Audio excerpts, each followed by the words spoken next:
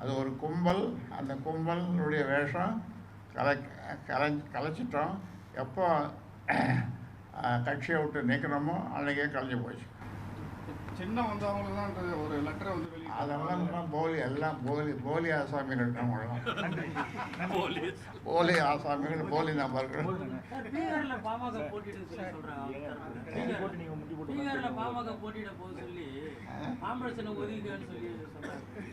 இதில் கூட போட்டியிடுறாங்க. அதாவது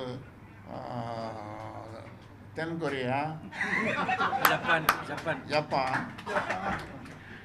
அங்கெல்லாம் கூட போட்டி கொடுப்பாங்க.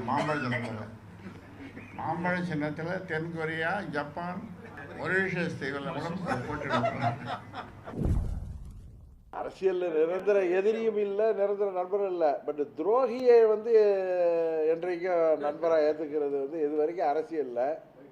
இப்படி ஒரு துரோகம் செய்த நம்பால் பயன்பெற்று நான் வந்து சாத்தூர் தொகுதியில் தொகுதி கூட்டத்துக்கு போயிருந்தப்போ அங்கே அதிமுகவை சேர்ந்த ஒரு நிர்வாகி என்கிட்ட வந்து சேர்ந்தப்போ கூட கூட்டணியில் இருக்கீங்க அப்படின்னு சொல்லி நான் எங்கள் மாவட்ட செயலாளர் மூலம் அங்கே உள்ளவர்களுக்கு சொல்லி அவர் வந்தார், நாங்கள் சேர்க்கலைன்னு சொல்லிவிட்டேன். ஆனால் எங்கள் கட்சி நிர்வாகிகளை புள்ள பிடிக்கிற மாதிரி பிடிச்சிட்டு போனாங்க.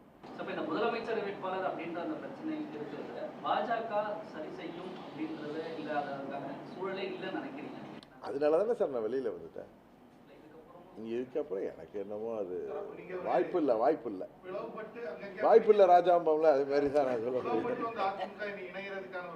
பழனிசாமிங்கிற ஒருத்தர் எடப்பாடி திராவிட முன்னேற்ற கழகத்தின் கண்ட்ரோல் வச்சிருக்க வரைக்கும் அது வாய்ப்பு இல்லை. ஆனால் 26 தேர்தலுக்கு பிறகு அனைத்து இந்திய அண்ணா திராவிட முன்னேற்ற கழகத்தை மீண்டும் புத்துயிர் செய்ய அதே பழைய சட்டத்திட்டங்களோடு தலைவர் என்ன சட்டத்திட்டத்தை கொண்டு வந்தாரோ, அம்மா அவர்கள் என்ன சட்டத்திட்டங்களை 30 ஆண்டுகள் ஃபாலோ பண்ணாங்களோ அதோடு சேர்ந்த பழைய புரட்சித் தலைவரின் கட்சியை நான் அண்ணா திராவிட முன்னேற்ற கழகத்தை உருவாக்குவதற்கு நாங்கள் அம்மா மக்கள் மன்றம் உறுதியாக முனைப்பில் ஈடுபடும். கூட்டத்தை பார்க்காதீங்க, கூட்டம் வரும், எல்லாருக்கும் வரும். நயன்தாரா வந்து சேலத்தில் ஒரு நகை கடை திறக்க வந்ததுக்கு 60,000 பேர் கூட்டினான். அதே நேரம் பக்கத்தில் வெறும் 40 பேர் விவசாயி போராடிட்டு இருந்தான். 40 பேர். என் பங்காளி வடிவேலுக்கு வராத கூட்டமா? இல்லை ஐயா விஜயகாந்துக்கு வராத கூட்டமா? கூட்டம் வந்து முதல் நாள் முதல் காட்சி பார்க்க வர்ற கூட்டம். அந்த படம் நல்லா இருந்தா அடுத்த காட்சியில அதே கூட்டம் இருக்கும். ரொம்ப நல்லா இருந்தா அடுத்த காட்சியில அதுக்கு அடுத்த காட்சியிலும் அதே கூட்டம் இருக்கும். இல்லைன்னா அடுத்த காட்டத்துல திரையரங்கு ஈயாடிடும். நீங்க என்ன எடுத்து வைக்கிறீங்கிறத பொறுத்து தான். கோயம்புத்தூர்ல நான் பேசுனதை 2 கோடி பேர் பார்த்துருக்காங்க. அதே என் தம்பி மாநாட்டில் பேசுறது இன்னைக்கு நாகப்பட்டினத்தில் பேசிட்டு வீட்டுக்கு போயிடுவார்ல, அதை தேடுங்க எத்தனை பேர் பார்த்துருக்காங்க. அவரை பார்க்க கூடுவான், அவர் பேசுறத கேட்க கூட மாட்டான், என்னைய பார்க்க கூட மாட்டான். இந்த மகன் என்ன பேசுறான்னு கேட்க கூடுவான். ரெண்டுக்கு நிறைய வேறுபாடு இருக்கு. ஒரு காலத்திலே திமுக எதிர்த்து அதிமுக இப்படிதான் மாறி மாறி நம்முடைய தமிழ்நாட்டில் இருந்தது. ஆனால் இன்றைக்கு இன்னொருவர் வருகிறார், வந்து சொல்கிறார் நாங்கள் எங்களோடு தான் நேரடியாக போட்டி என்றலாம். திமுகவோட போட்டி போட உனக்கு தகுதியே இல்லை தம்பி.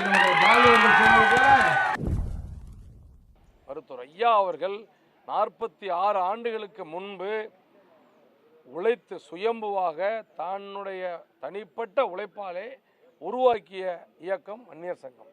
அந்த வன்னியர் சங்கத்தை தொடர்ந்து பாட்டாளி மகிழ்ச்சி, அந்த பாட்டாளி மகிழ்ச்சியுடைய பிதாமகன் மருத்துவர் ஐயா அவர்கள். என்னுடைய இதை எப்படின்னா எடப்பாடி துரைசாமி ஒரு சொன்னார் இன்னைக்கு கூட்டத்தில், ராமர் இருக்கும் இடம் தான் அயோத்தி. அந்த அது ஒரு ஒரு சீக்வன்ஸ் சொன்னார், எங்கே இருக்கிற அது மாதிரி பாட்டாளி மகிழ்ச்சி என்பது மருத்துவர் ஐயா அவர் தான்.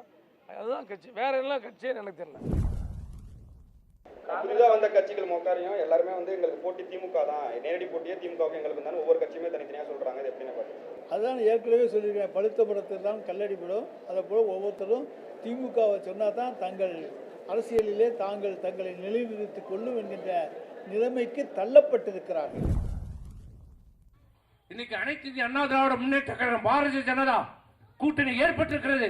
இந்தியாவை ஆழ்ந்து கொண்டிருக்கிற 11 ஆண்டு காலம் ஆண்டு கொண்டிருக்கிற பிரதமர் நரேந்திர மோடி இன்னைக்கு இந்தியா மட்டுமல்ல உலகத்தை திரும்பி வைத்திருக்கிற ஒரு தலைவர் நரேந்திர மோடி. பாகிஸ்தானை பாகிஸ்தானுக்குள்ளேயே சென்று அடித்து நொறுக்கிய பிரதம மந்திரி பாரதிய ஜனதா கட்சி இன்னைக்கு இந்த தலைவர் பிரதமர் நரேந்திர மோடி இன்றைக்கு பல்வேறு கோரிக்கைகளை நாங்கள் அனைத்து இந்திய அண்ணா திராவிட முன்னேற்ற கழகம் எங்களுடைய பொதுச் செயலாளர் எடப்பாடி பழனிசாமி அவர்கள் பிரதமர் மோடிக்கு கோரிக்கை வைத்தார், பலமுறை வைத்தார். இந்த விலைவாசிகளை கட்டுப்படுத்தப்பட வேண்டும், வரி விகிதத்தை சரி செய்ய வேண்டும் என்று இன்னைக்கு என்ன பண்ணிருக்காரு? மிகப்பெரிய ஒரு மாற்றம். என்ன? அனைத்து பொருட்களோட வரி இன்னைக்கு குறைக்கப்பட்டிருக்கிறது. தமிழ்நாடு மட்டுமல்ல, இந்தியா முழுவதும் இன்னைக்கு அனைத்து அண்ணா திராவிட முன்னேற்ற கழக பொதுச் செயலாளர் எடப்பாடியுடைய கோரிக்கை ஏற்று இன்னைக்கு பிரதமர் மோடி அவர்கள் இன்னைக்கு விளக்கெடுத்திருக்கிறார். உடனுக்குடன் செய்திகளை தெரிந்து கொள்ள சன் நியூஸ் பெல் ஐகானை கிளிக் பண்ணுங்க.